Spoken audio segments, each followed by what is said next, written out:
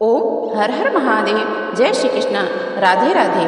आज मैं श्रीमद् भगवत गीता के चतुर्थ अध्याय ज्ञान कर्म योग आपको सुनाने जा रही हूँ और महात्म्य सुनाऊंगी। कथा करने से पहले आपसे निवेदन करती हूँ कि यदि आप बड़े भाई बहन हो, छोटे भाई बहन हो तो कृपया करके लाइक करिए, सब्सक्राइब करिए, शेयर करिए। यदि आप पुराने से बने हुए हो तो आपको बहुत बहुत धन्यवाद। श्री भगवान जी कहते हैं, हे प्रिय, अब मैं चौथे अध्याय का महात्म्य सुनाऊंगा, सो सुनो। भागीरथ के तट पे वाराणसी बनारसपुरी की एक नगरी है।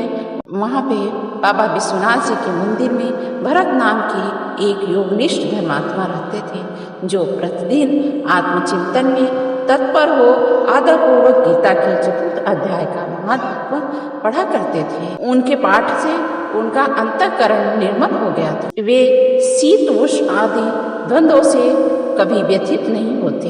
एक समय की बात है, वे तपोवन नगर की सीमा में स्थित देवताओं का दर्शन करने की इच्छा से भ्रमण करते हुए नगर से बाहर निकल गए। वहाँ बेर के 2 वृक्ष थे, उन्हीं की जड़ में वे विश्राम करने लगे। एक वृक्ष की जड़ में उन्होंने अपना मस्तक रखा था और दूसरे वृक्ष की मूल में उनका पैर टिका हुआ था। थोड़ी देर बाद वे तपस्वी चले गए। जब बेर के दोनों वृक्ष 5-6 दिनों के भीतर सूख गए, उनमें से पत्ते व डालियां आना रुक गए। तत्पश्चात वे दोनों वृक्ष ब्राह्मण के पवित्र गृह में 2 कन्याएं के रूप में उत्पन्न हुए। वे दोनों कन्याएं जब बढ़कर के 7 वर्ष की हो गई, तब एक दिन दूर देशों से घूमकर आते हुए भरत मुनि को दोनों उनके चरणों में गिर पड़े और मीठी वाणी को बोली, मुने, आपकी कृपा से हम दोनों का उद्धार हुआ। हमने बेर की योनि त्याग करके मानव शरीर प्राप्त किया है। उनके इस प्रकार कहने पर मुनि को बड़ा विस्मय हुआ।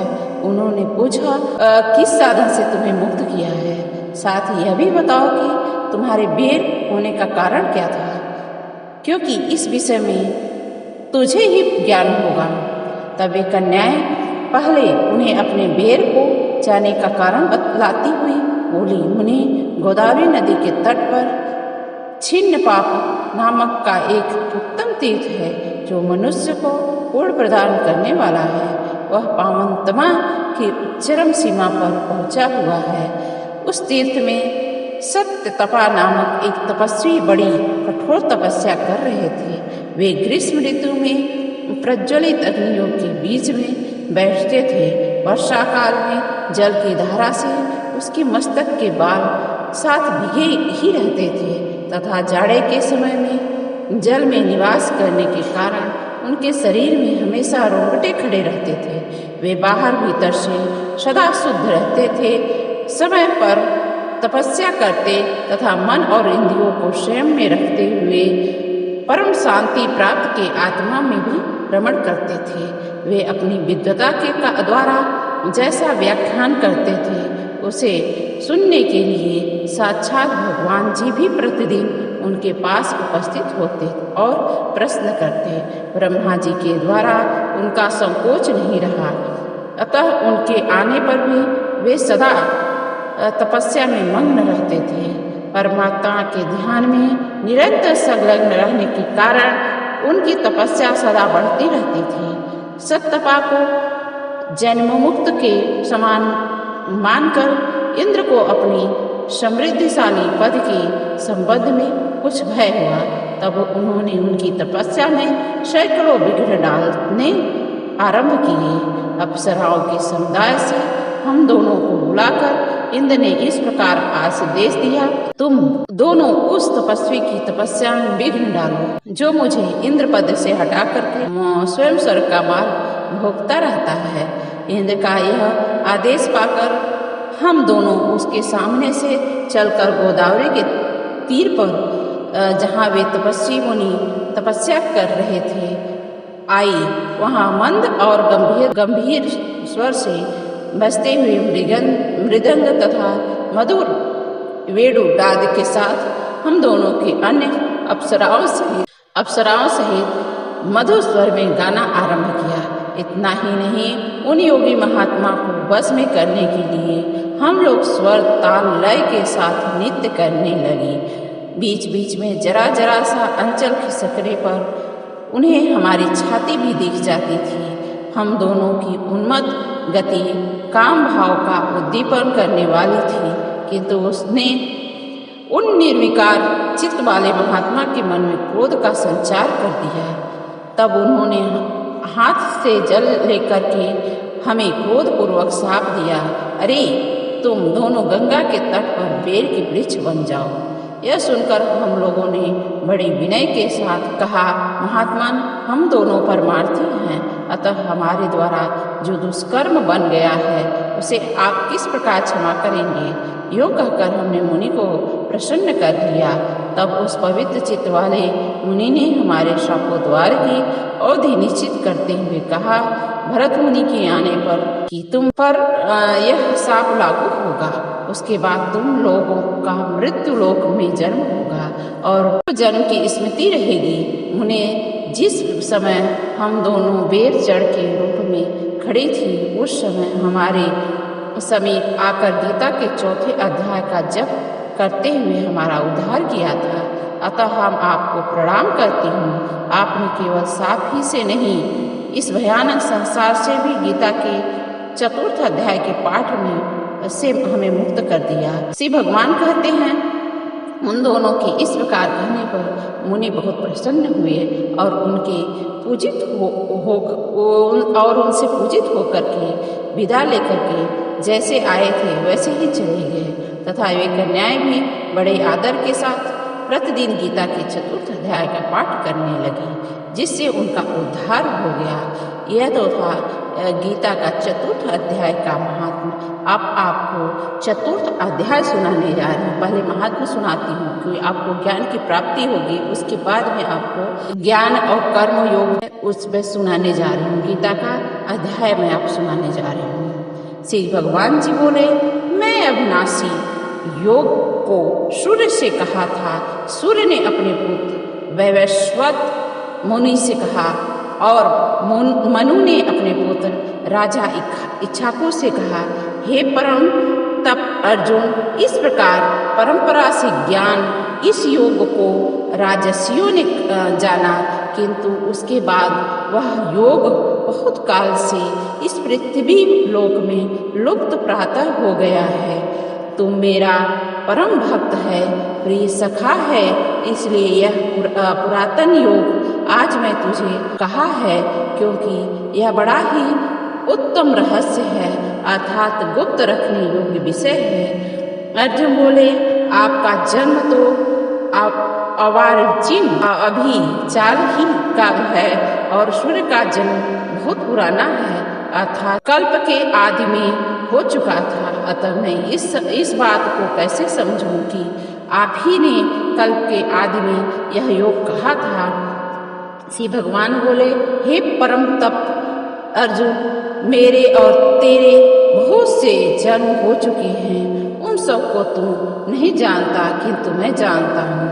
मैं अजन्मा हूँ और अविनाशी स्वरूप होते हुए भी तथा समस्त प्राणियों का ईश्वर होते हुए भी अपनी प्रकृति के अधीन करके अपनी योग माया से प्रकट होता हूँ। हे भारत, जब जब धर्म की हानि और अधर्म की वृद्धि होती है, तब तब मैं अपने रूप को रचता हूँ, अर्थात साक्षात रूप से लोगों के सम्मुख प्रकट होता हूँ। साधु पुरुषों का उद्धार करने के लिए, पाप कर्म करने वाले का विनाश करने के लिए और धर्म की अच्छी तरह से स्थापना करने के लिए मैं युग युग में प्रकट करता हूँ, युग युग में प्रकट होता हूँ। हे अर्जुन, मेरे जन्म और दिव्य अर्थात निर्मल अलौकिक इस प्रकार जो मनुष्य तत्व से ज्ञान लेता है, वह शरीर को त्याग करके जन्म को प्राप्त नहीं करता, किंतु मुझे भी प्राप्त होता है। पहले भी जिसके राग भय क्रोध सर्वदा नष्ट हो जाते हैं, जो मुझ में अन्यन्य प्रेम पूर्वक स्थिर रहते हैं, ऐसे मेरे आश्रित रहने वाले बहुत से भक्त उपयुक्त ज्ञान रूप तप से पवित्र होकर मेरे स्वरूप को प्राप्त हो चुके हैं। हे अर्जुन, जो भक्त मुझे जिस प्रकार भजते हैं मैं भी उनको उसी प्रकार भजता हूँ, क्योंकि सभी मनुष्य सब प्रकार से मेरे ही मार्ग का अनुसरण करते हैं। इस मनुष्य लोक में कर्मों के फल को चाहने वाले लोग देवताओं का पूजन करते हैं, क्योंकि उनको कर्म से उत्पन्न होने वाली सिद्धि शीघ्र मिल जाती है। ब्राह्मण, क्षत्रिय, वैश्य और शूद्र इन 4 वर्णों का समूह गुण और कर्म भाग पूर्वक मेरे द्वारा रचा गया है। इस प्रकार इस सृष्टि रचनादि कर्म का कर्ता होने पर भी मुझ अविनाशी परमेश्वर को तुम वास्तव में कर्ता ही जान। कर्मों के फल में मेरी स्पृहा नहीं है, इसलिए मुझे कर्म लिप्त नहीं करते। इस प्रकार जो मुझे तत्व से ज्ञात जान लेता है वह भी कर्मों से नहीं बचता। पूर्व काल में मुमुक्षुओं ने भी इस प्रकार जानकर भी कर्म किए हैं, इसलिए तू ही पूर्वजों द्वारा सदा से ही किए जाने वाले कर्मों को ही कर। कर्म क्या है और अकर्म क्या है, इस प्रकार इसका निर्णय करने में बुद्धि पुरुष भी मोहित हो जाते हैं। इसलिए वह कर्म तत्व में तुझे भली भांति समझा कर कहूँगा, जिसे जानकर तू अशुभ से अर्थात बंधन मुक्त हो जाएगा। कर्म का स्वरूप ही जानना चाहिए और अकर्म का स्वरूप ही जानना चाहिए तथा विकर्म का स्वरूप ही जानना चाहिए, क्योंकि कर्म की गति गहन है। जो मनुष्य कर्म में अकर्म देखता है और जो अकर्म में कर्म देखता है वह मनुष्य में बुद्धि है और वह योगी समस्त कर्मों को करने वाला है। जिसके संपूर्ण साथ समस्त कर्म बिना कामना और संकल्प के होते हैं तथा जिसके समस्त कर्म ज्ञान रूप अग्नि के द्वारा भस्म हो जाते हैं, उस महापुरुष को ज्ञानी जन भी पंडित कहते हैं। जो पुरुष समस्त कर्मों में और उनके फल में आसक्ति का सर्वदा त्याग करके संसार में आश्रय रहित हो गया है और आत्मा में और परमात्मा में नित्य तृप्त है, वह कर्मों में भली भांति बरतता हुआ भी वास्तव में कुछ भी नहीं करता। जिसका अंतःकरण और इंद्रियों के सहित शरीर जीता हुआ है और जिसने समस्त योगों भोगों की सामग्री का परित्याग कर दिया है, ऐसा आशा रहित पुरुष केवल शरीर संबंधी कर्म करता हुआ पापों को नहीं प्राप्त होता। जो बिना इच्छा के अपने आप प्राप्त हुए पदार्थ में सदा संतुष्ट रहता है, जिसमें इच्छा का सर्वदा अभाव हो गया है, जो हर्ष शोक आदि द्वंद्वों में सर्वदा अतीत हो गया है, ऐसा सिद्ध और असिद्धि में सम रखने वाला कर्मयोगी कर्म करता हुआ भी उनसे नहीं बंधता।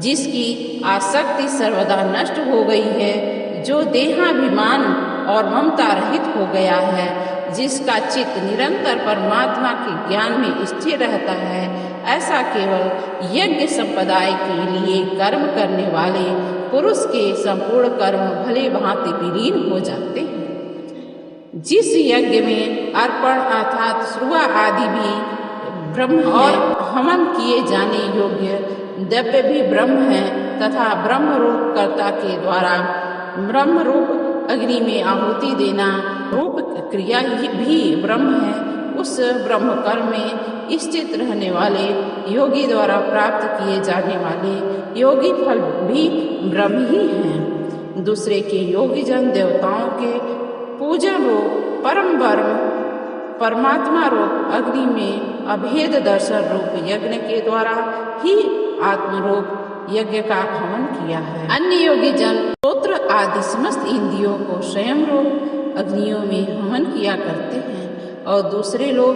शब्दादि समस्त विषयों में इंद्रिया रूप अग्नियों में हवन किया करते हैं। दूसरे योगी जन इंद्रियों के संपूर्ण क्रिया और प्राण की समस्त क्रियाओं को ज्ञान में प्रकाशित आत्म संयम योग रूप में अग्नि में हवन किया करते हैं। कई पुरुष द्रव्य संबंधी यज्ञ करने वाले हैं, जितने ही तपस्या रूप यज्ञ करने वाले हैं तथा दूसरे कितने ही योग रूप यज्ञ करने वाले हैं, कितने ही अहिंसा तीक्ष्ण व्रतों से युक्त यत्नशील पुरुष स्वाध्याय ज्ञान यज्ञ करने वाले हैं। दूसरे कितने ही योगी जन अपान वायु में प्राणवायु को भ्रमण करते हैं, जैसे ही अन्य योगी जन प्राणवायु में अपान वायु को भ्रमण करते हैं। तथा अन्य कितने ही नियमित आहार करने वाले प्राणायाम परायण पुरुष प्राण और अपान की गति को रोककर प्राणों में ही हवन किया करते हैं। वे सभी साधक यज्ञों द्वारा पापों का नाश करने वाले हैं। यज्ञों का जानने वाले हे कुरुश्रेष्ठ अर्जुन, यज्ञ से बचे हुए अमृत रूप अन्न का भोजन करने वाले योगी जन सनातन परम ब्रह्म परमात्मा को प्राप्त होते हैं। और यज्ञ न करने वाले पुरुष के लिए तो यह मनुष्य लोक ही सुखदायक नहीं है, फिर परलोक कैसे सुखदायक हो सकता है। इसी प्रकार और भी बहुत तरह के यज्ञ वेद की वाणी में विस्तार से कहे गए हैं। उन सबको तू मन इंद्रियां और शरीर की क्रिया द्वारा संपन्न होने वाला जान। इस प्रकार तत्व से जानकर उनके अनुष्ठान द्वारा तू कर्म बंधन से सर्वथा मुक्त हो जाएगा। हे परम तप अर्जुन, द्रव्यमय यज्ञ की अपेक्षा ज्ञान यज्ञ अत्यंत श्रेष्ठ है तथा यावन्य मात्र संपूर्ण कर्म ज्ञान में समाप्त हो जाते हैं। उस ज्ञान को तू तत्वदर्शी ज्ञानियों के पास जाकर समझ।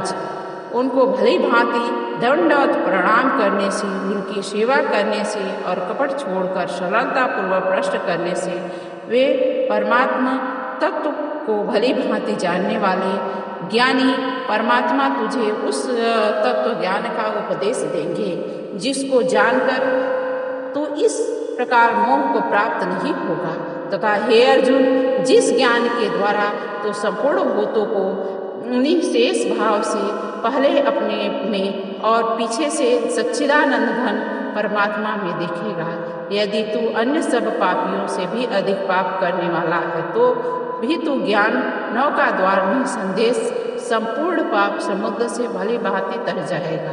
क्योंकि हे अर्जुन, जैसे प्रज्वलित अग्नि ईंधनों को भस्म कर देती है, वैसे ही ज्ञान रूप अग्नि संपूर्ण कर्मों को भस्म कर देती है। इस संसार में ज्ञान के साथ समान पवित्र करने वाला निसंदेह कुछ भी नहीं है। उस ज्ञान को कितने ही काल से कर्म योग के द्वारा शुद्धांतकरण हुआ मनुष्य अपने आप ही आत्मा में पा लेता है। जितेंद्रीय साधक परायण और श्रद्धावान पुरुष ज्ञान को प्राप्त होता है तथा ज्ञान को प्राप्त होता है बिना विलंब के तत्काल ही भगवत प्राप्ति रूप परम शांति को प्राप्त हो जाता है। विवेकहीन, श्रद्धा रहित, संशय युक्त मनुष्य परमार्थ से अवश्य भ्रम हो जाता है। ऐसे संशय युक्त मनुष्य के लिए न लोक और न परलोक और न सुख ही है। हे धनंजय, जिसने कर्म योग की विधि से समस्त कर्मों को परमात्मा में अर्पण कर दिया है और जिसने विवेक द्वारा समस्त संशयों का नाश कर दिया है, ऐसे वश में किए हुए अंतःकरण वाले पुरुष को कर्म नहीं बांधते। इसलिए हे भरत वंशी अर्जुन, तू हृदय में स्थित इस अज्ञान जनित अपने संशय का विवेक ज्ञान और रूप तलवार द्वारा छेदन करके तमत्व रूप कर्म योग में स्थित हो जा और युद्ध के लिए खड़ा हो जा। ये तो था श्रीमद् भगवद गीता का 4th अध्याय ज्ञान कर्म संन्यास योग। यदि आपको 5वां अध्याय श्रवण करना है तो हमारे बेल आइकन को प्रेस कर दीजिए, जिससे आपके पास सारी नोटिफिकेशन जाती रहे। आपको कथा सुनने के लिए बहुत बहुत हाथ जोड़ के धन्यवाद। जय श्री कृष्ण।